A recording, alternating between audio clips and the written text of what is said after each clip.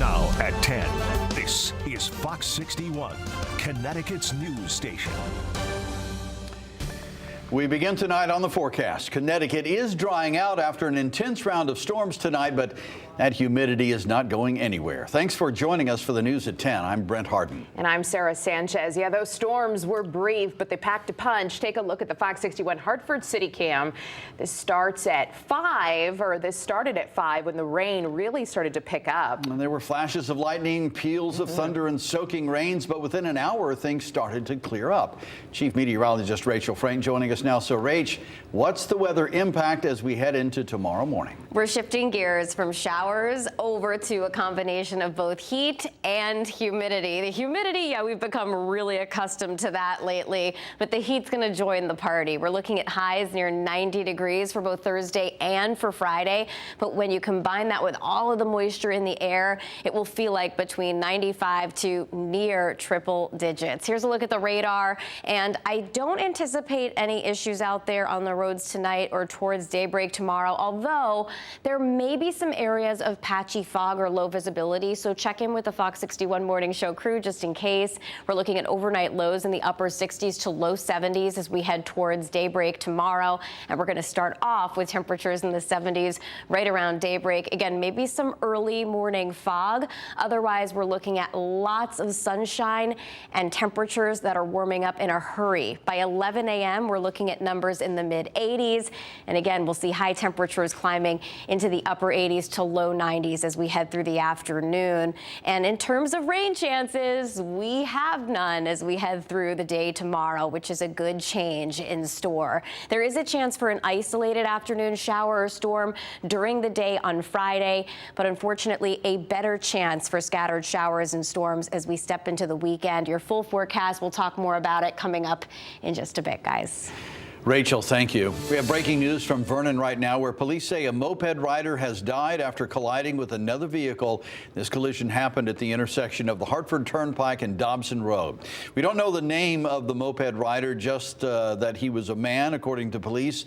The woman driving the other vehicle stayed on scene. Police shut down the road several hours ago, and they expect it will remain closed for some time while they investigate. We have a Fox 61 News crew heading to Vernon, and we'll update you with any new information as soon as we get it. Well, tonight an update on a story we brought you as breaking news last night. Randy Gunn was shot and killed on Garden Street in Hartford last night. We're learning more about the suspect who had to face a judge today. Emotions running high outside the courthouse downtown as court marshals had to intervene outside while Marcus Arnold was arraigned on charges inside. Fox 61's Jake Garcia joins us in studio with the very latest on the case, plus the message from the victim's family. Jake. Well, Brent and Sarah, as you mentioned, a very emotional day inside and outside the courtroom where 53-year-old Marcus Arnold faced a judge. The family of the victim says all they want is justice. Family members outraged and upset Wednesday, hours after one of their loved ones was murdered on the streets of Hartford. We just holding each other down, really trying to be a solid ground between everybody, keep tabs on everybody, and keep connected with everybody through this time. The family of Randy Gunn remembering him as a family man with a good heart. Randy was a family man. Despite the things that he went through and the struggles, Randy was a real family man, and he was always there for the family. He was always there for us. Tuesday night, Hartford police responded to Garden Street for what would eventually turn into a deadly shooting investigation. A mere 7 hours later, the suspect in that shooting, Marcus Arnold, was arrested. Gunn's brother says they're thankful for such a fast arrest. We just glad and we thankful that they're doing their due diligence to seek justice for my family. Police say these types of arguments have the tendency to escalate quickly. What we tend to see, and especially lately, is personal disputes that get out of control.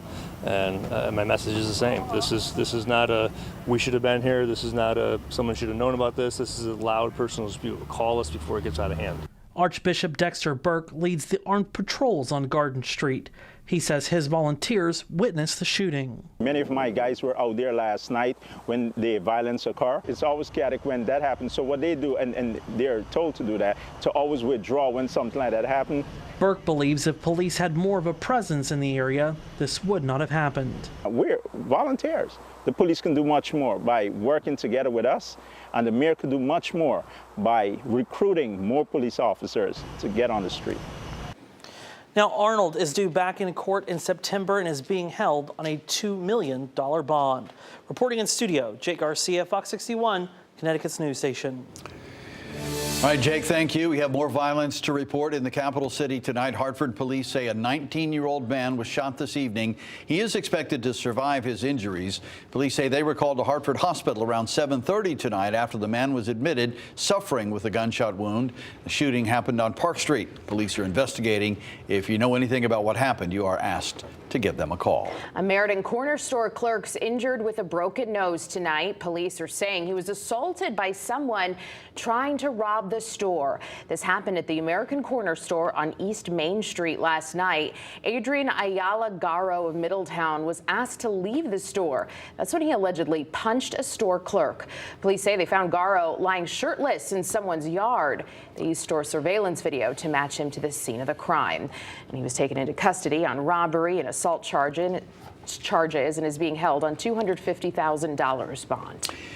And just down the road on East Main Street, Meriden police are investigating a motorcycle crash. Details are still limited tonight, but we do know that a person is seriously hurt and in the hospital. A portion of East Main Street has been closed all afternoon as police investigate. The crash happened around 3:45 p.m. We'll continue to update you as soon as we learn more and when the road reopens. New charges filed against an Ashford man already in police custody. State police say James Zalgado was arrested in court today for attempting to assault a first responder. Zagaldo was first arrested last June. Police say he was planning to attack employees of a nursing home. He accused staff there of mistreating his mother. When he was charged in 2023, they were related to the alleged plot to attack the nursing home. But today's charges come from when investigators questioned him. They say he admitted to wanting to shoot police officers. Zagaldo is being held on $500,000 bond.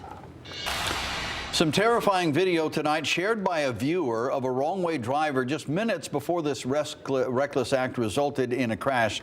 Now take a look here. Ethan Lagle of New Hartford had his Tesla cameras rolling as he was driving south in the left lane on Route 8 in Winstead around 5 tonight. And that's when the 23-year-old spotted a white Chevy pickup headed directly at him. He pulled over and his cameras captured the truck passing by him at high speed. He told Fox 61 it was the driver flashing his headlights at him that caught his attention. The truck that was going the opposite direction started high beaming me and made me alert that he is coming my direction. And he got my notice for sure, and I tried to move out of the way. And thank God there was no vehicle next to me that I had to sideswipe. After passing Lagle, state police say the pickup crashed into a driver at exit 46 in Torrington, but kept going. Fortunately, no one was hurt in that crash. Police tell us they captured the driver almost 90 minutes later. Lagle said he has offered his video to investigators. Well, a group of tenants in Niantic is at their wits' end tonight, scared they'll have nowhere to live. They're facing a massive hike in their rent. It's a problem becoming all too familiar for renters all across Connecticut. Fox 61's Alexa Farrell spoke to the tenants in Niantic. Niantic is a small coastal town in Connecticut. Beautiful beaches, people that you don't even know will come up to you and talk to you. It's just a wonderful, beautiful town. A spot people say they love to raise their family and retire. I have lived in town since 1966, raised my family here, worked here. Judith Glickstein says she always thought she would die here too. But now she says she's being forced out of her home because of a rent increase.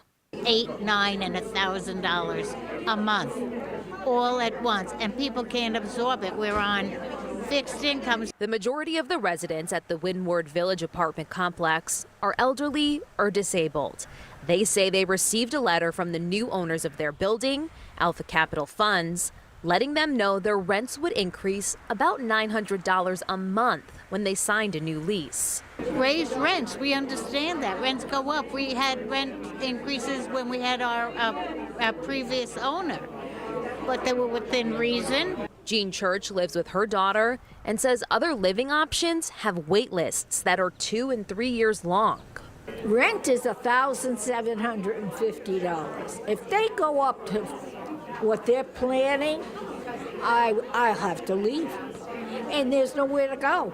This is a letter from over 30 of the residents here at the Windward Village. They're asking state legislators to address the growing housing crisis here in Connecticut. And it's disgusting that they're trying to run us out the door. Renters are now pointing their fingers at elected officials, saying they fell short last session when they excluded rent caps from the final bills and didn't provide tenants with necessary protections. A meeting was held Wednesday night at the VFW where the first selectman, Dan Cunningham, offered a solution to go before the board. What we can do is we can form a fair rent commission. Yeah. If it survives a public hearing and becomes an ordinance, then there would be a process that those that feel that they've been aggrieved by an unfair rent increase, they could bring it to the commission. These residents hope that will help because they say they are out of options. So maybe at 87 years of age, I go to work. And I'm not looking forward to it.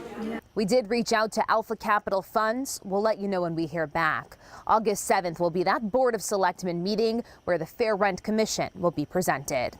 In Niantic, Alexa Farrell, Fox 61, Connecticut's news station.